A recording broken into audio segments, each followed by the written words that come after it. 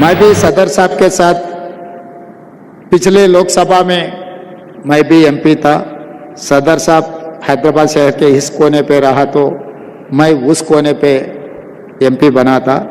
मगर लोकसभा में जब गरीब लोगों के तरफ से खासकर माइनॉरिटी और दलित आदिवासियों के लिए जो आवाज सुनते बहुत खुशी होते थे कि भाई असदुद्दीन ओवैसी हमारे शहर से ये दलित आदिवासी और माइनॉरिटी लोगों के लिए जो लोकसभा में जो आवाज उठा रहे।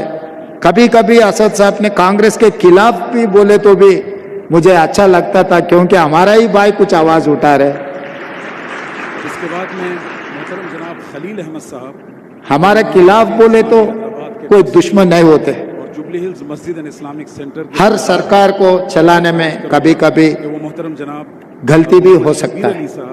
वो गलतियां सुधारने के लिए स्ट्रांग अपोजिशन का भी जरूरत है, वो प्रदेश में हो देश में हो।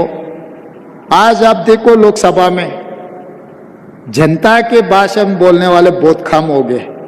जहर फैलाने के लिए आपस में पंचायत लगाने का भाषण ज्यादा हो गए। 17 में एक ही दिख रहा है मुझे, असदुद्दीन ओवैसी जी जो गरीब लोगों की आवाज बनकर वहां पर सुनाने के लिए जो कोशिश कर रहा है।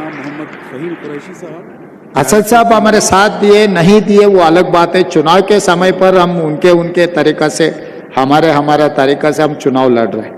एक बार चुनाव खत्म होने के बाद ऐसे कोई बात नहीं है। हम सब मिलकर 4 करोड़ तेलंगाना जनता को कुछ अच्छा के लिए, कुछ वेलफेयर के लिए, उन लोग डेवलपमेंट के लिए, हैदराबाद शहर को सुधारने के लिए हम लोग मिलके काम करने का जरूरत है। हम अलग अलग बैठकर अलग अलग सोचकर हम लोग कुछ किए तो इस शहर का नाम खराब हो जाएंगे। इसीलिए मैं एमआईएम पार्टी से पूछकर यह उनके तरफ से कोई सुझाव आए तो भी हम लोग आगे पीछे नहीं कर रहे हैं। ईसा मुंह से रिवर जो बहुत सालों से वो एकदम खराब हो चुका है, उसमें जो शहर के जितना भी कचरा है उसी में आ रहा है। वो सुधारने के लिए हम लोग कोशिश कर रहे हैं। उनका मदद हम मांगे, वो लोग भी आगे आए। अच्छे दिन लाएंगे हम लोग सब मिलकर, सबके साथ हम लोग ये सरकार चलाने के लिए।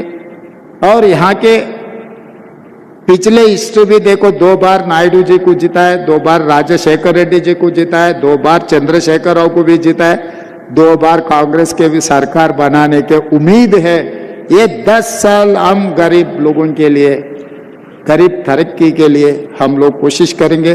और ऐसे मौका बार बार आए तो मैं बहुत खुशी हो जाऊंगी, क्योंकि आपकी आवाज़ भी सुनने के लिए, मिलने के लिए एक अच्छा मौका है। इतने सारे स्कॉलर्स को